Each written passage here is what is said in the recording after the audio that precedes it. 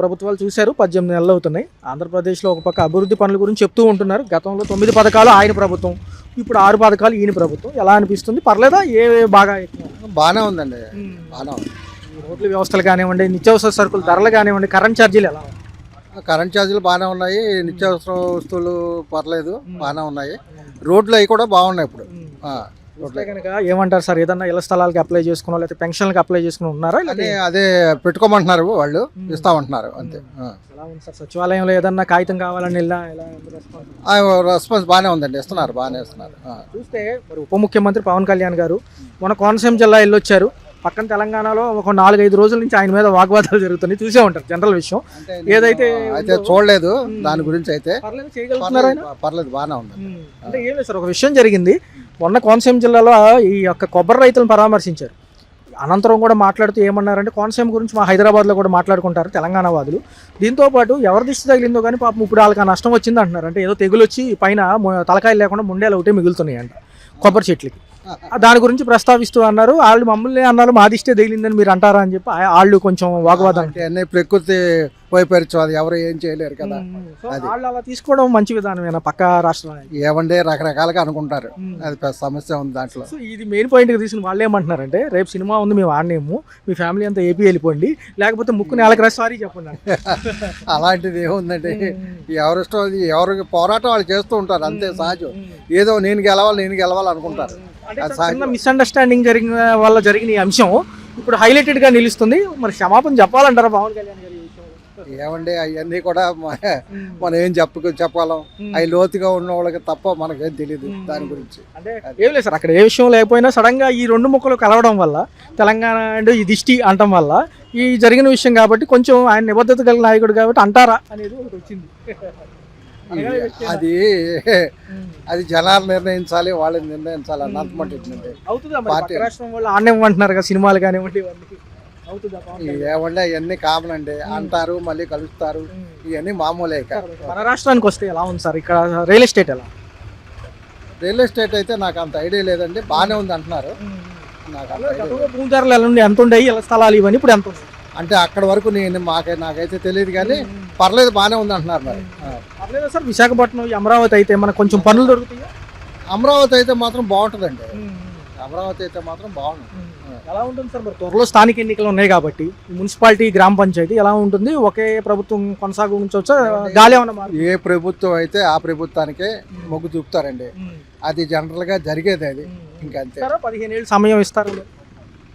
ఏమండి ఎవరు ఏం చెప్పలేరు, జనాలు ఏ టైంలో మారిపోతారో ఏమవుతారో తెలియదు.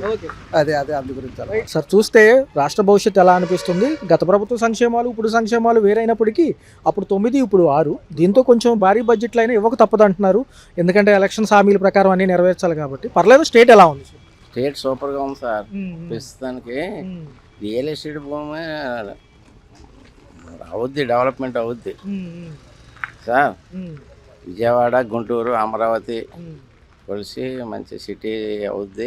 ఇప్పటికే ట్రాఫిక్ బాగా పెరిగింది, డెవలప్మెంట్ అవుద్ది సార్. రియల్ ఎస్టేట్ అవ్వకుండా ఉండటానికి లేదు. అమరావతి 2వ దశ ల్యాండ్ పూలింగ్కి సిద్ధంగా ఉంటే కనుక మేము తీసుకుంటామంటున్నారు. గతంలో ఇచ్చిన రైతులకి భూములు ఇచ్చేస్తే ఇబ్బంది లేదనేది వాళ్ళ వాదన. ఎలా ఉంటుంది? భూములు ఇస్తారు సార్, ఇవ్వకుండా వాళ్ళు అదే 60-40 ఏదో ఉంది కదా లెక్క, ఆ లెక్క ప్రకారంగా గవర్నమెంట్ ఇస్తుంది, ఈ గవర్నమెంట్ ఇస్తుంది.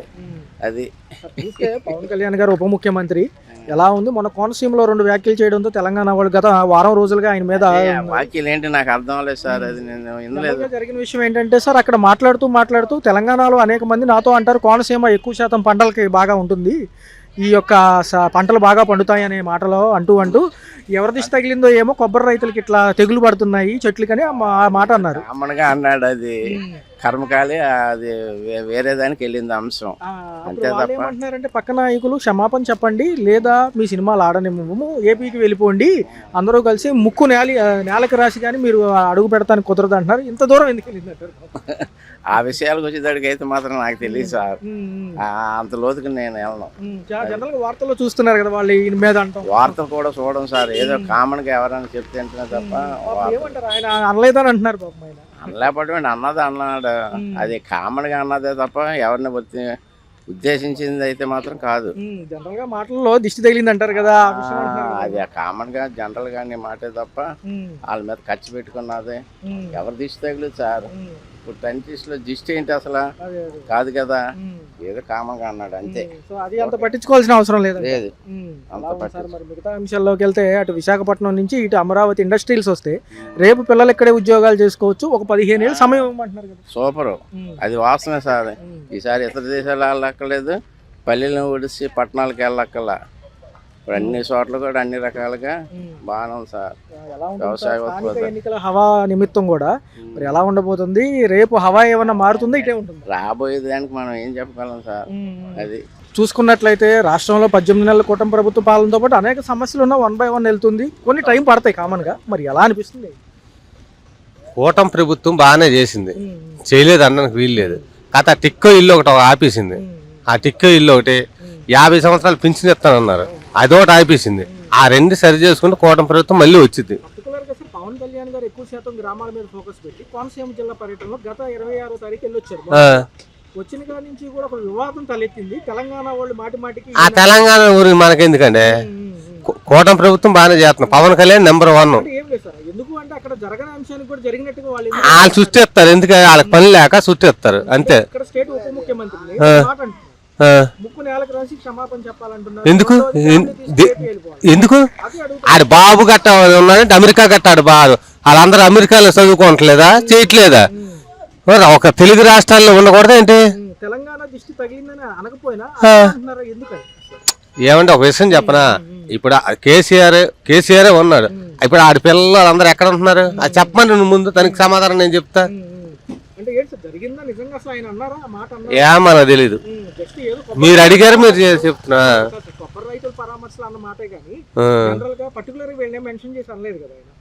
ఏమంటే ఒక విషయం చెప్పనా, రాజకీయ నాయకులు ఏంటంటే ఈడి మీద ఆడి మీద ఈడు పెట్టుకుంటారు, కానీ ప్రజలకు మేలు చేయమని చెప్పండి, అది చాలు. ఎందుకు ఆడినవారు? ఆ తెలంగాణ అమ్మ ఊడిదే అంటే ఎలా ఉంది సార్? అంటే ఏమంటున్నారంటే మీరు క్షమాపణ చెప్తేనే మేము ఊరుకుంటాము, ఈ సినిమాలు బంద్ చేస్తాం, మిమ్మల్ని అడ్డుకుంటాము, హైదరాబాద్ రాకుండా. అడ్డుకునే సినిమా లేదులేండి, ఎందుకంటే అడ్డుకునే సినిమా దేనికి? తెలంగాణ అమ్మ ఊడిదే అంటే అందరిది, మన అందరిది.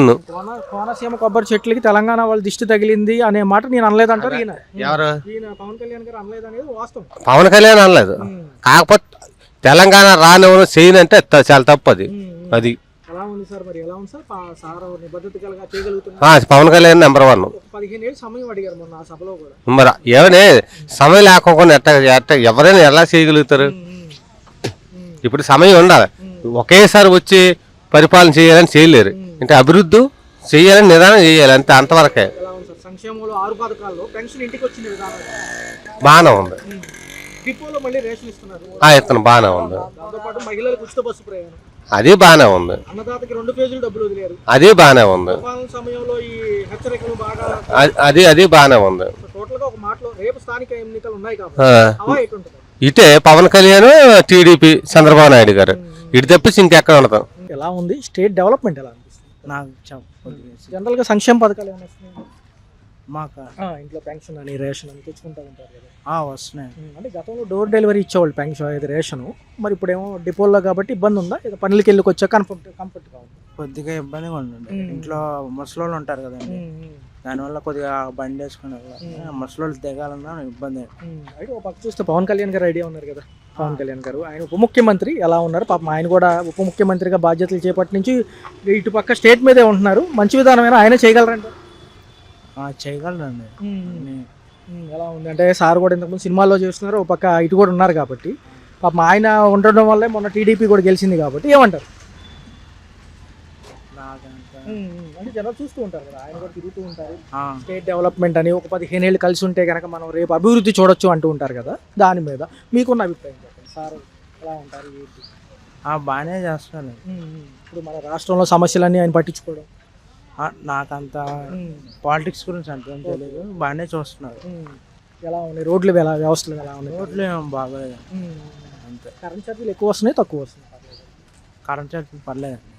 నిత్యావసర సరుకులు ధరలు ఎలా ఉన్నాయి? ఇప్పుడు మార్కెట్కి వచ్చినట్టు వస్తూ ఉంటారు కదా, రేట్లు పెరిగినాయండి. ఏమంటారు పవన్ కళ్యాణ్ గారు మొన్న ఈ వివాదంలో కూడా చిన్నది ఏదంటే తెలంగాణ గురించి మాట్లాడడం అన్నట్టుగా నిన్న టీవీలో అంటున్నారు. అంటే దిష్టి తగిలింది అని ఒక కోనసీమ జిల్లాలో పర్యటనలో అన్నారు. కోనసీమకు దిష్టి తగిలింది తెలంగాణ వాళ్ళ వల్ల అన్నట్టు. నిజమేనంటారు అసలు? చూసారా ఆ విషయం? ఏమైనా చూసారా? నాకు చూడలేదు. జనరల్గా ఏం చేస్తుంటారు? నేను చదువుకుంటాను.